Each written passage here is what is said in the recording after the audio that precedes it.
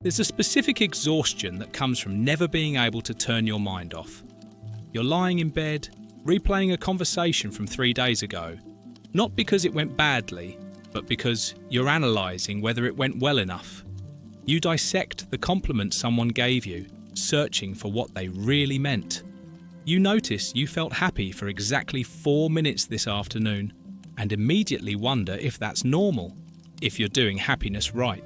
And just like that, the happiness is gone.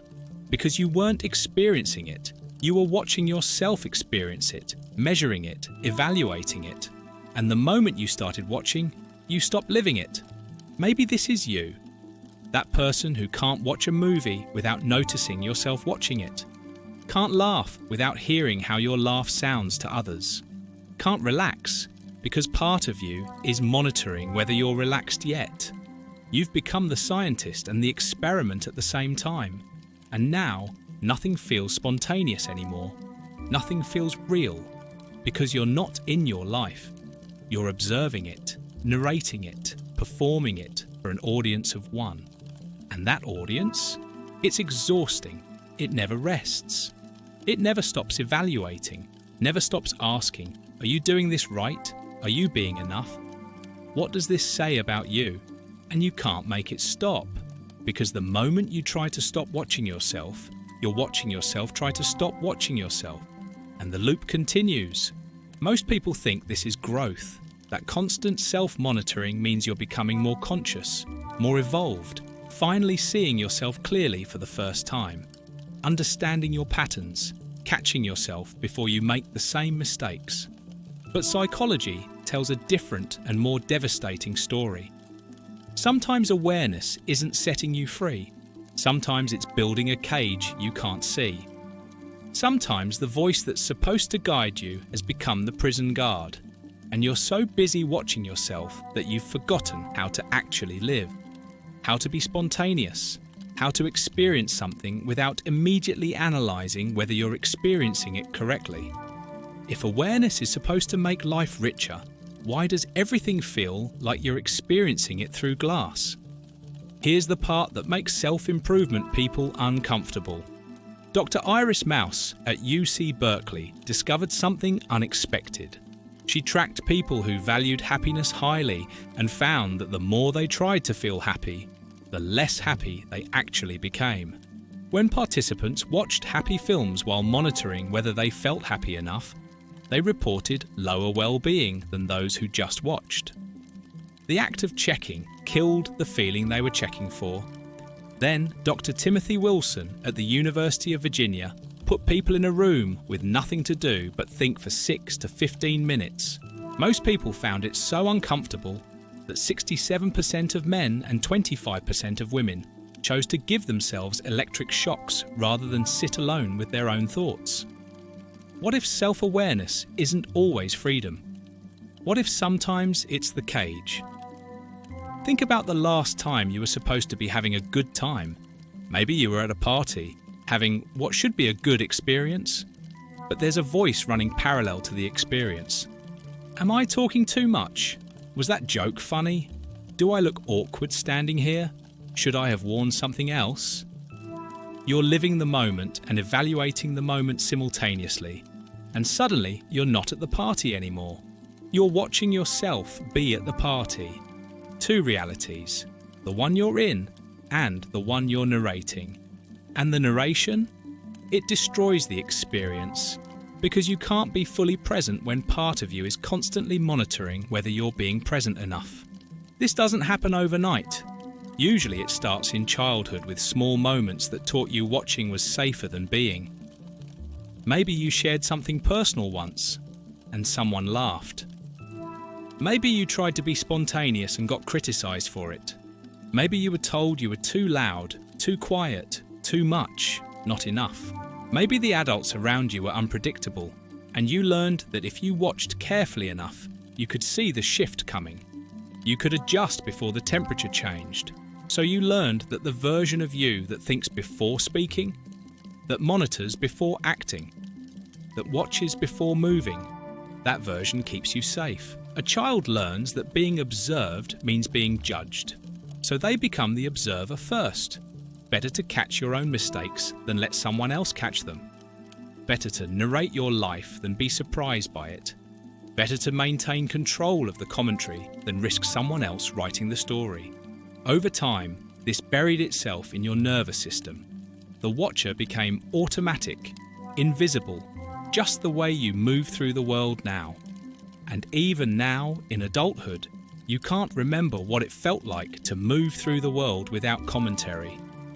Can't remember the last time you did something without immediately wondering how it looked from the outside. Can't remember what it's like to just be without constantly evaluating whether you're being enough. You're exhausted from performing your own life, from never getting to rest, from living every moment twice, once in experience, once in analysis. And the analysis? It's killing the experience. Here's what neuroscientists discovered. Your brain has a network that activates when you're not focused on the external world. When you're daydreaming, remembering, imagining the future, thinking about yourself. Scientists call it the default mode network because it's what your mind does when it's not doing anything else. It's your brain's autobiographer, constantly writing your story, constantly asking, what does this mean about me? This system evolved for a reason. In a social species, understanding yourself meant survival, predicting how others would respond, learning from past mistakes, planning for future scenarios. For most of human history, this system activated occasionally, when you had downtime, when you were safe, when you needed to process what happened or plan what's next. But here's what changed. Modern life never stops demanding self-awareness. Every interaction leaves a digital trace you can review endlessly. Every decision is documented. Every moment measured against everyone else's highlight reel. This self-watching system, designed to activate occasionally, is now running constantly. It's like leaving a car engine on 24/7. It wasn't built for that. Neither was your brain. And there's something else happening. Research shows that monitoring yourself too closely actually interferes with performance. When you watch yourself too carefully, you disrupt the automatic processes that let you do things well. It's why athletes choke under pressure when they start thinking about their technique. Why musicians mess up when they become aware of their fingers. Why you stumble over words when you suddenly notice yourself speaking. The watching disrupts the doing. The narrator drowns the music. The commentary destroys spontaneity. We live in a world that rewards self-documentation over self-experience. Your ancestors had maybe 150 people who knew them. You have thousands watching. Every story you tell, every photo you post, every moment you share. And the culture tells you this is progress, that the unexamined life isn't worth living, that consciousness equals evolution, that more awareness always means more growth. So you turned up the volume on your inner observer and mistook constant monitoring for wisdom. You confused narration with understanding, documentation with depth. And now you're trapped in a life you're watching instead of living.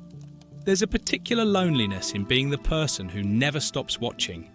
People think you're thoughtful, reflective, self-aware, deep. What they don't see is the exhaustion, the cost. Behind every act of self-awareness is quiet distance. The distance between you and your own life. The gap between experiencing and monitoring the experience.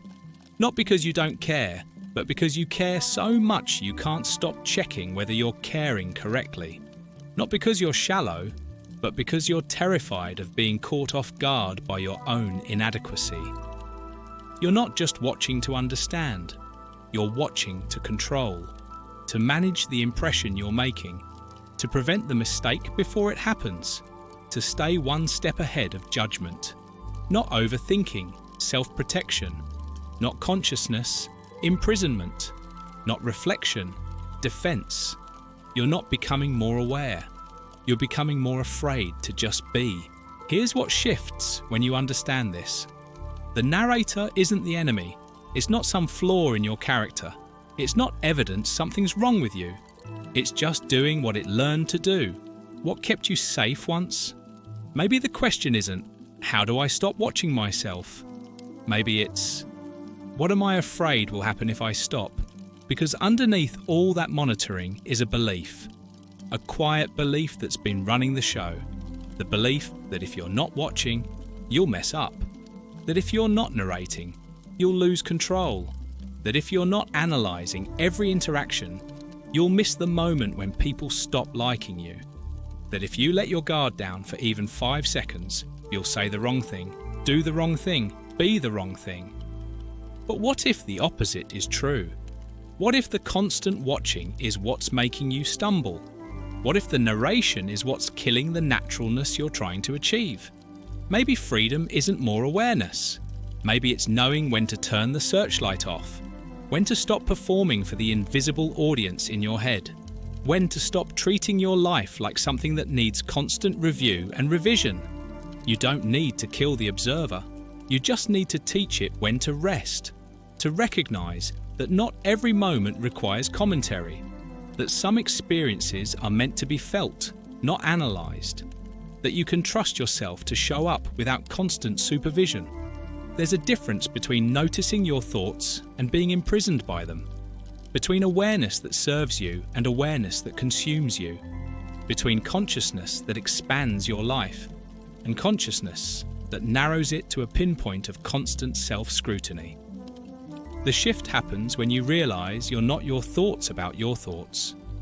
You're not the narrator. You're what the narrator is watching, and you've been here all along, underneath the commentary, underneath the analysis, just living, just breathing, just being. There will still be moments when the narrator shows up, when you catch yourself analysing whether you're happy enough, present enough, authentic enough, relaxed enough. And in those moments, you have a choice. Not to fight it, not to analyse why you're analysing, not to watch yourself watching yourself in an infinite loop of meta-awareness, just to notice it's happening and drop back into direct experience for 5 seconds. 5 seconds of life without the lens. 5 seconds of breathing without checking if you're breathing correctly. 5 seconds of laughing without hearing how your laugh sounds. 5 seconds of being without performing. That's not a technique. That's remembering how to be human. So when you catch yourself watching yourself again, maybe you'll understand something different. You're not broken for doing this. You're not overthinking because something's wrong with you. You're not neurotic or damaged or fundamentally flawed. You're just a person whose brain learned that safety meant staying one step removed. And that made sense once. It kept you from getting hurt, from being surprised, from being seen before you were ready, from trusting people who proved they couldn't be trusted. But maybe you're ready now, not to perform perfectly, not to have all the answers, not to finally become the flawless version of yourself that never needs watching, just to show up, messy, imperfect, unmonitored, human. There will still be days when you can't stop narrating, when every moment feels like it's happening behind glass, when the commentary is so loud you can barely hear your own life. That's okay. That's not failure. That's not proof you're doing it wrong. That's being human. But there will also come a moment when you're laughing and you forget to monitor how your laugh sounds. When you're talking and the commentary goes quiet. When you're dancing in your kitchen and you're not watching yourself dance. When you're living and you're not watching yourself live. And in that moment, you'll realise something. The life you were looking for wasn't one more layer of awareness away. It wasn't hidden behind one more insight, one more understanding, one more perfectly articulated truth about yourself. It was what happened when you finally stopped looking, when you stopped performing, when you stopped narrating, when you just were. Maybe that's the deepest kind of presence there is. Not built from constant vigilance, not earned through perfect self-monitoring, not achieved by finally watching yourself closely enough to get it right, but from quiet trust, from remembering that you don't need to watch yourself to prove you exist. That you don't need to narrate your life to know it's real. That you don't need commentary to validate your experience. Not performance, presence. Not narration, experience. Not consciousness, life. The narrator will always be there. That's not the problem. The problem was thinking it had to run every moment of your life. Thinking that silence meant danger, that if you stopped watching, everything would fall apart. But it won't. You won't. You're not the voice in your head, you're the silence underneath it. The space in which thoughts arise and pass. The awareness that doesn't need to be aware of being aware. The one who's been here all along. Just living. Just breathing. Just being. You're not broken. You're human. And that's enough.